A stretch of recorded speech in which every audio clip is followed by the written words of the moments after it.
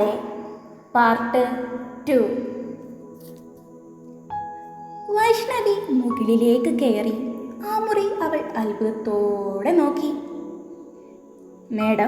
മേഡത്തിനുള്ള എല്ലാം ആ അലമാരയിൽ വെച്ചിട്ടുണ്ട്. സെർവൻ്റ് അതും ഒരു താഴ്മയോട് പറഞ്ഞുകൊണ്ട് അവർ ഇറങ്ങിപ്പോയതും അവർ പോയ വഴിയെ അവൾ നോക്കുമ്പോൾ വാതിലിൻ്റെ അരികിൽ ദീപ്തി ഒരു വേദനയോടെ അവളെ നോക്കി നിൽപ്പുണ്ട്. ഇവൾ അവൻ്റെ ആദ്യ ഭാര്യയല്ലേ, സ്വാഭാവികം. അപ്പോൾ അവക്കെന്നോട് ഒരുപാട് ദേഷ്യം കാണില്ലേ, സങ്കടവുമായി കാണും. പക്ഷേ ഞാനിതൊന്നും അറിഞ്ഞുകൊണ്ട് ചെയ്തതല്ലല്ലോ. വൈഷ്ണവി ആത്മാ. ദീപ്തിയെ നോക്കിക്കൊണ്ട് അവൾ അങ്ങനെ ആലോചിച്ചു. വൈഷ്ണവിയുടെ നോട്ടം കണ്ടതും അവളൊന്ന് മൃദുവായി പുഞ്ചിരിച്ചു.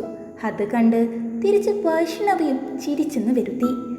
ദീപ്തി ഒന്ന് മടിച്ച് റൂമിലേക്ക് കയറി വന്നതും പെട്ടെന്ന് താഴെ നിന്നും വലിയൊരു ശബ്ദം കേട്ടതും രണ്ടുപേരും പരസ്പരം ഒന്ന് നോക്കി.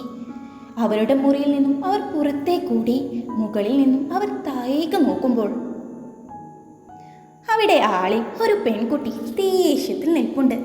കൂട്ടിനെ അവളുടെ അമ്മയെന്ന് തോന്നുന്ന ഒരു സ്ത്രീയും കണ്ണെല്ലാം നിറച്ചുകൊണ്ട് നോക്കുന്നുണ്ട്. വീട്ടിലെ മറ്റംഗങ്ങളെല്ലാം അവരെ വേദനയോടെ നോക്കുകയാണ്. മോളെ, അത് നമുക്ക് ശരിയാക്കാം.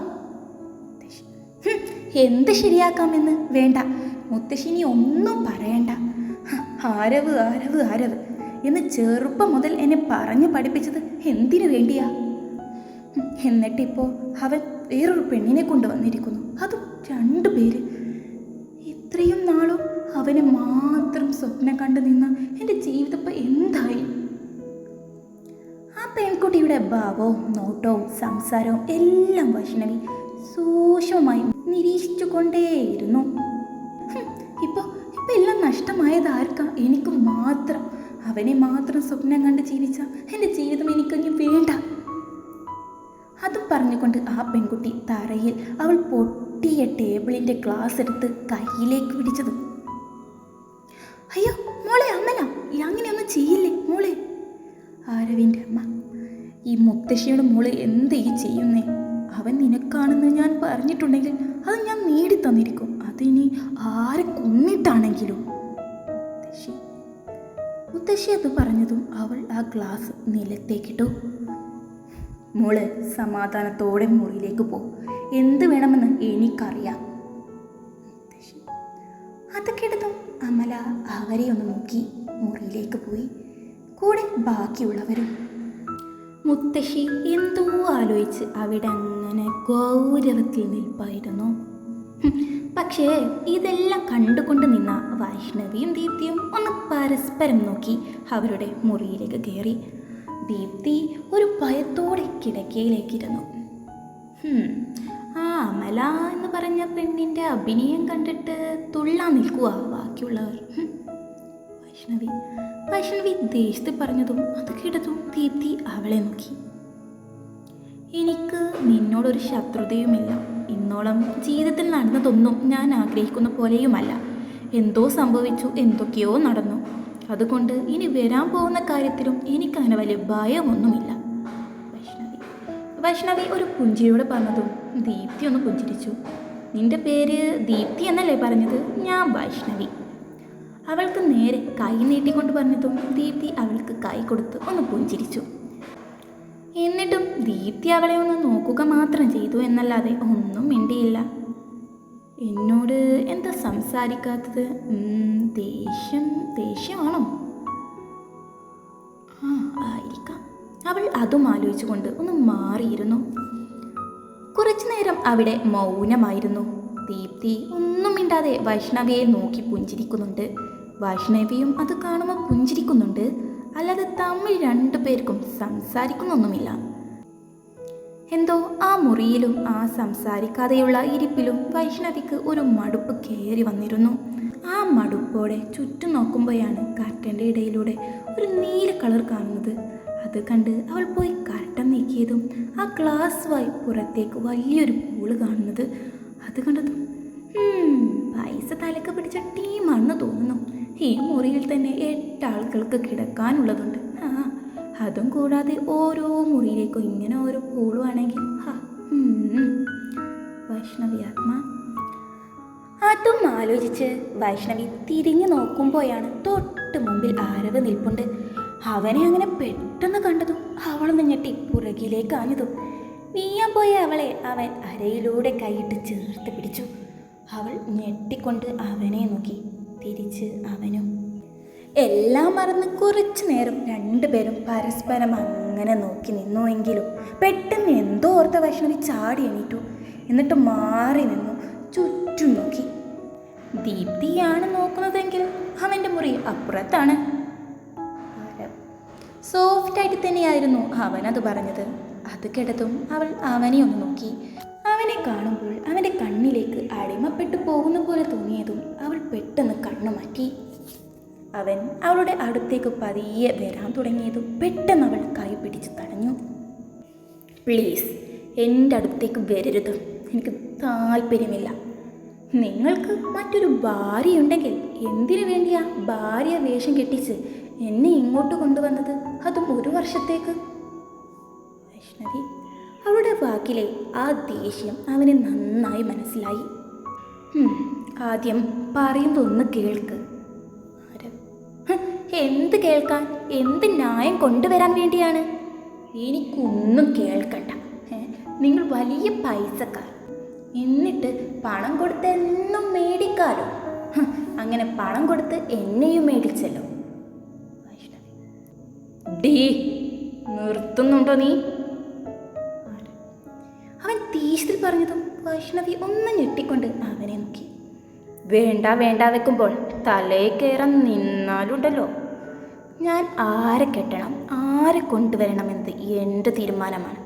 അതൊക്കെ നീ അനുസരിച്ചേ പറ്റൂ, ഇല്ലെങ്കിൽ എൻ്റെ മറ്റൊരു മുഖം കൂടെ നീ കാണും. അതും ദേഷ്യത്തിൽ പറഞ്ഞ് അവൻ ഇറങ്ങിപ്പോയതും വൈഷ്ണവി ഞെട്ടി വിറച്ചു നിൽപ്പാണ്. ദേവി, മുറുക്കനെയാണോ ഞാൻ ചവിട്ടി വിട്ടത്? ഇനിയെല്ലാം ഒന്ന് ശ്രദ്ധിച്ചു വേണം. വൈഷ്ണവി ഒന്ന് ഫ്രഷായി മുറിയിൽ നിന്നും പതിയെ പുറത്തേക്ക് തലയിട്ടൊന്ന് നോക്കി. അയാളിവിടെ നിന്നില്ല. അവൾ ഒരു സമാധാനത്തോടെ മുന്നോട്ട് നടക്കാൻ നിൽക്കുമ്പോഴാണ് തൊട്ടടുത്ത മുറിയിൽ നിന്നും ആരോ ദേഷ്യപ്പെടുന്ന ശബ്ദം കേൾക്കുന്നത്. അവൾ പതിയെ ആ മുറിയുടെ വാതിൽ തുറന്നു നോക്കി. പിന്നെ ഞാൻ എന്താ പറയേണ്ടത്? പറഞ്ഞാൽ മനസ്സിലാക്കില്ല. എന്തായാലും നീ ഭയക്കേണ്ട, കുറച്ച് ദിവസം നീ ഇതൊക്കെ സഹിച്ചേ പറ്റൂ. അതിനുശേഷം എല്ലാം ശരിയാക്കാം. അത്രയും പറഞ്ഞ് ദീപ്തിയുടെ ഷോൾഡറിൽ ഒന്ന് തട്ടിക്കൊണ്ട് അവൻ ഇറങ്ങി വരുന്നത് കണ്ടതും വൈഷ്ണവി അത് കണ്ട് പെട്ടെന്ന് അവിടെ നിന്നും അവളുടെ മുറിയിലേക്ക് ഓടിക്കയറി. അവൾ കിതപ്പ് അടക്കാൻ ശ്രമിക്കുമ്പോഴാണ് അങ്ങോട്ട് ആരോ വരുന്നത്. അവൾ കിതക്കുന്നത് കണ്ടതും അവൻ അവളെ ഒന്ന് സൂക്ഷിച്ചു നോക്കി. വലിയ ഡയലോഗൊക്കെ അടിച്ചല്ലോ നേരത്തെ, എന്നിട്ട് മറ്റുള്ളവരുടെ മുറിയിലേക്ക് പാളി നോക്കുന്നത് അത്ര വലിയ കാര്യമൊന്നും അല്ല. ഗൗരവത്തിൽ അവൻ്റെ ഷർട്ടിൻ്റെ പാറ്റേൺ അയച്ചുകൊണ്ട് പറഞ്ഞതും അയ്യോ. വൈഷ്ണവി പെട്ടെന്ന് കണ്ണ് പൊത്തിക്കൊണ്ട് അവൾ കൂവിയതും അവനൊന്ന് ഞെട്ടിക്കൊണ്ട് പുറകിലേക്ക് പോയി. എന്താടി കടന്ന് കാറി കൂവുന്നേ? തനിക്കെന്താ നാണമില്ലേ? ആ ഷർട്ട് അയച്ചു നിൽക്കാൻ. നിന്റെ മുമ്പിൽ ഒരു പെൺകുട്ടിയാണുള്ളത്. വൈഷ്ണവി, എന്ത് പെൺകുട്ടിയോ? ആര്? നീയോ? അവൻ പരിഹാസത്തോടെ പറഞ്ഞതും അവൾ പെട്ടെന്ന് കണ്ണിൽ നിന്നും കൈയെടുത്തു. ഓ അയ്യേ. അതും പറഞ്ഞ് മുഖം തിരിച്ചു നിന്നുകൊണ്ട്, അതെന്താടാ, നീ ഒരു ആൺകുട്ടിയാണെന്ന് നീ വിചാരിക്കുന്നുണ്ടോ? എങ്കിൽ ഞാനൊരു പെൺകുട്ടിയാണ്. വൈഷ്ണവി, നിന്നെ കണ്ടപ്പോൾ ആ നാവിനെ ഇത്ര വലിപ്പം കാണുമെന്ന് ഞാൻ വിചാരിച്ചില്ല. അതിന് ഞാൻ പറഞ്ഞോ എന്നെ കെട്ടിക്കൊണ്ടുവരാൻ? ഇല്ലല്ലോ. ഷർട്ട് എടുത്തിടോ. ഓഹോ, അങ്ങനെയാണോ? അവൻ പെട്ടെന്ന് അവളുടെ കൈ പിടിച്ച് വലിച്ചതും അവൾ കറക്റ്റ് അവൻ്റെ നെഞ്ചിൽ പോയി വീണു. അവൾ ഞെട്ടിത്തരിച്ചുകൊണ്ട് അവൻ്റെ കയ്യിൽ നിന്നും പിടഞ്ഞുകൊണ്ട് മാറാൻ നിന്നതും അവൻ്റെ പിടി അവളുടെ കയ്യിലും അരയിലും മുറുകി. നീ കിടന്ന് പിടക്കാതെടി, പിടഞ്ഞാ നിനക്ക് തന്നെയാവും കൂടുതൽ വേദന എടുക്കുക. അവിടെ ചെവിയോരം അവനത് പറഞ്ഞതും അവളുടെ ചെവി എന്തോ ഒരു തരിപ്പ് കടന്നു പോയ പോലെ അവൾ സ്റ്റെക്കായി നിന്നു. എന്നെ വീട്ട്. വീണ്ടും അവളൊന്ന് കുതിറിയതും അവൻ്റെ പിടുത്തം വീണ്ടും മുറുകി. അവൾക്ക് വേദന എടുക്കാൻ തുടങ്ങിയിരുന്നു. എനിക്ക് വേദന എടുക്കുന്നു. വേദന സഹിക്കാനാവാതെ പറഞ്ഞതും അവൻ പെട്ടെന്ന് അവളുടെ മേലിൽ നിന്നുള്ള പിടിവിട്ടു. എന്നിട്ട് പെട്ടെന്ന് അവൻ ബാത്റൂമിലേക്ക് കയറിപ്പോയി. അവൾ അത് നോക്കി നിന്നു. എന്നിട്ട് അവളുടെ കയ്യിലേക്ക് നോക്കുമ്പോൾ ചുവന്ന് കിടപ്പുണ്ട്. ടോപ്പ് പൊന്തിച്ച് അരയിലേക്ക് നോക്കുമ്പോൾ അവിടെയും ചുവന്ന പാടുണ്ട്. ഇതെന്ത് കാലമാടനാ ദേവി, എന്ത് പിടുത്തമായി പിടിച്ചത്. അയാളോട് സംസാരിക്കുമ്പോൾ ഒരു അകലം പാലിക്കണം, ഇല്ലെങ്കിൽ ഈ ദേഹം മുഴുവൻ പാടായിരിക്കും. വൈഷ്ണവി ആത്മ കയ്യിലേക്ക് നോക്കിക്കൊണ്ട് ആലോചിച്ച് നിൽക്കുമ്പോഴാണ് പെട്ടെന്ന് വാതിൽ തുറന്ന് അവൻ ഇറങ്ങി വരുന്നത്. ആ കബോർഡിൽ മെഡിക്കൽസ് കാണും, അതെടുത്ത് തേച്ചേക്ക്. ഗൗരവത്തിൽ അതും പറഞ്ഞ് ഡ്രസ്സ് ചേഞ്ച് ചെയ്ത് അവിടെ നിന്നും കടന്നു പോയതും അവൾ അത് നോക്കി നിന്നു. ഇയാൾ കുളിച്ചോ? ബാത്റൂമിൽ കയറുന്നോ ഇറങ്ങുന്നു? ഓ, ഇവരൊക്കെ വലിയ പണക്കാരല്ലേ, കുളിക്കാനും വല്ല മെഷീനൊക്കെ കാണും. അതും പിറുപിറുത്തുകൊണ്ട് അവൾ ബാത്റൂമിൻ്റെ ഡോർ പോയി തുറന്നു നോക്കി. അങ്ങനെ ഒന്നും ഇവിടെ ഇല്ലല്ലോ. ഈ ബാത്റൂമെല്ലാം ഞാൻ എത്ര കണ്ടതാ. അയാൾ എൻ്റെ ടീമാണെന്ന് തോന്നുന്നു. ആ കുളിക്കാതെ വെള്ളം മൊയിച്ച് വന്നിരിക്കുക. അതും പിറുപിറുത്തുകൊണ്ട് അവൾ തിരിഞ്ഞു നോക്കുമ്പോൾ തൊട്ട് മുമ്പിലായി ദീപ്തി നിൽക്കുന്നു. എൻ്റെ ദേവി, നീയാണോ? പെട്ടെന്ന് നിന്നെ കണ്ടപ്പോൾ ഞാനൊന്ന് ഭയന്നു. വൈഷ്ണവി ഒന്ന് ഭയന്നുകൊണ്ട് പറഞ്ഞതും ദീപ്തി ചെറുതായി ഒന്ന് പുഞ്ചിരിച്ചു. ആ മുഖത്ത് വലിയ തെളിച്ചമൊന്നുമില്ല. ആഹാ, രണ്ടുപേരും ഇവിടെ തന്നെ ഉണ്ടായിരുന്നോ? അമല മുറിയിലേക്ക് അമല കടന്നു വന്നുകൊണ്ട് ചോദിച്ചു. നീയൊക്കെ അവനെ കെട്ടി ഇവിടെ സുഖമായി ജീവിക്കാമെന്ന് വിചാരിച്ചോ? നിന്നെ പോലെയുള്ള ഈ തെരുവ് നായ്ക്കളെയെല്ലാം വെറും 2 ദിവസമേ ആവശ്യമുള്ളൂ. കണ്ടില്ലേ, ആദ്യം ഒരുത്തിയെ, ഇന്നലെ ഒന്ന്, ഇന്നൊന്ന്. ഒരു ദിവസം കൊണ്ട് വെറുത്തൊടി നിന്നെ. ഇനി നാളെ നിന്നെയാവും അല്ലേ? അമല ഒരു പുച്ഛം കലർന്നുകൊണ്ടുള്ള ചോദ്യം ചോദിച്ചതും വൈഷ്ണവി ദേഷ്യത്തിൽ അവളെ നോക്കി. ദീപ്തിയുടെ കണ്ണുകൾ നിറഞ്ഞു തുടങ്ങിയിരുന്നു. നീയൊക്കെ ഏത് പമ്പിൽ നിന്നാടി എൻ്റെ ആരവിൻ്റെ കൂടെ കൂടിയത്? പിച്ച തന്നെ നടക്കുന്ന നീയൊക്കെ ആരവിനെ കെട്ടി ഇവിടെ സുഖിക്കാമെന്ന് വിചാരിച്ചു. എന്നാൽ നടക്കാൻ പോകുന്നില്ല അതൊന്നും.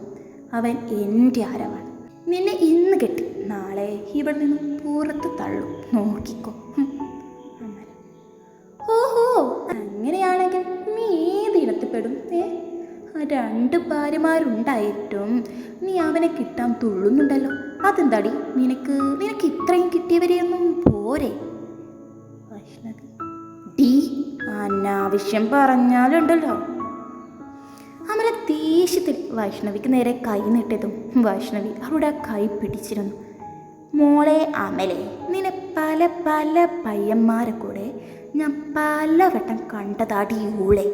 ഈ ബാംഗ്ലൂർ നഗരത്തിൽ ഞാൻ വന്നിട്ട് വർഷം 3 ആയിട്ടുള്ളൂ എങ്കിലും ഞാൻ കൂടുതൽ പ്രാവശ്യം കണ്ട കസ്റ്റമർ നീയായിരുന്നു.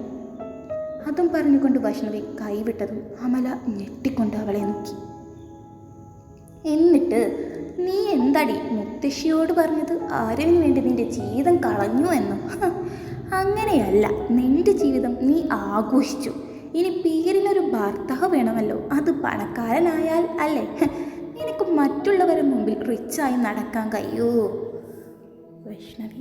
വൈഷ്ണവിയുടെ സംസാരം കേട്ട് അമലയും ദീപ്തിയും ഒന്ന് ഞെട്ടി. ഡി, അവൻ നിന്നെ ഇവിടെ കൊണ്ടുവന്നു എന്ന് വിചാരിച്ച് എന്ത് തോന്നിവാസ്യം പറയാമെന്ന് നീ വിചാരിക്കണ്ട. വേഗത്തെ നീ ഈ വീടിൻ്റെ പടി ഇറങ്ങും, നോക്കിക്കോ നീ. തുടരും. കഥ ഇഷ്ടമായാൽ സപ്പോർട്ട് ചെയ്യാനും അഭിപ്രായം പറയാനും മറക്കല്ലേ.